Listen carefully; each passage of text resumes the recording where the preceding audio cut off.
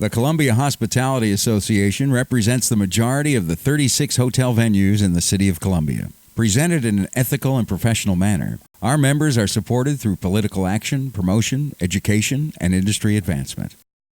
4 years ago, the Columbia Hospitality Association went on the record as not opposed to raising the lodging tax by 1 percentage point. Opposition occurred when officials were unable to present a legitimate plan to properly utilize this 25% increase imposed on the lodging industry.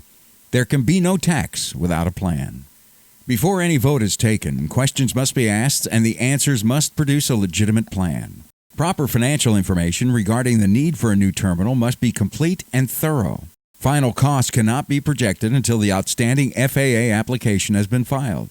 Sources of funding outside the hotel tax must be finalized. For example, $8 million of net parking revenue has been publicly presented as a source. This accounts for 40% of local funding. Many city officials reject parking as a revenue stream without presenting an alternative. No bona fide lender would finance a multi-million-dollar project without a qualified business plan. As a representative of a majority of the financiers of this project, the Columbia Hospitality Association insists on responsible planning and accountability for the use of the funds our members and their guests will provide. What are the residual effects of a hasty decision without a plan? Are there other, more sustainable options for the use of these same tax dollars? Where will the operating capital come from? And what are the unintended consequences of funding a terminal expansion before funding attractions and accommodations for the new air traffic we seek?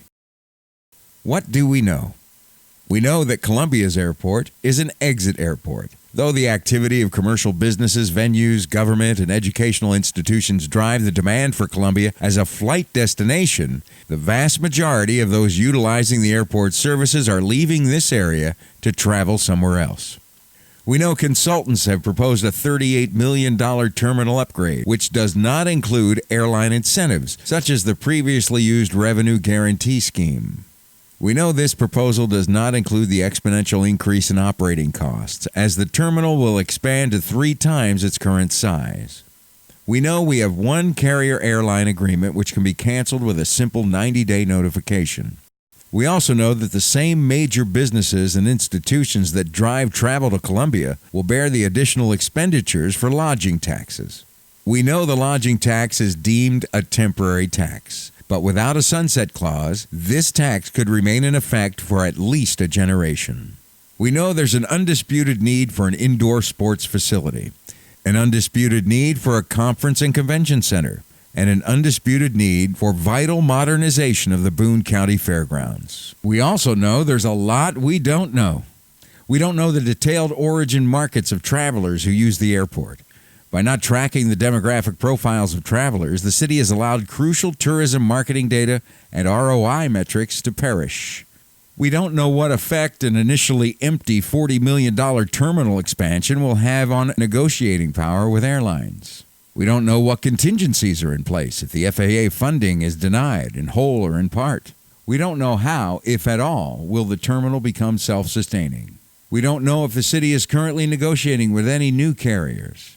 We don't know if any carriers have been asked to expand their routes to Columbia without a new terminal. We don't know the city's intentions for the use of the new lodging tax revenue. The ordinance language is too vague. And we don't know why the city has not considered all funding options for the terminal expansion. The Columbia Hospitality Association has already suggested many alternative funding sources.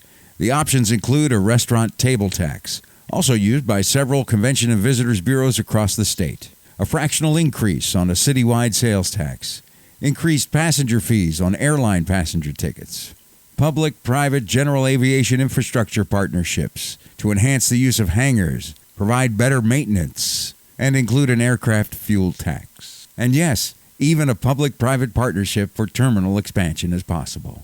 Moving forward, the city must prepare a coherent business plan worthy of every taxpayer in the city of Columbia, because it's the taxpayer who will be paying for the operational expenses of the project you propose for their lifetime.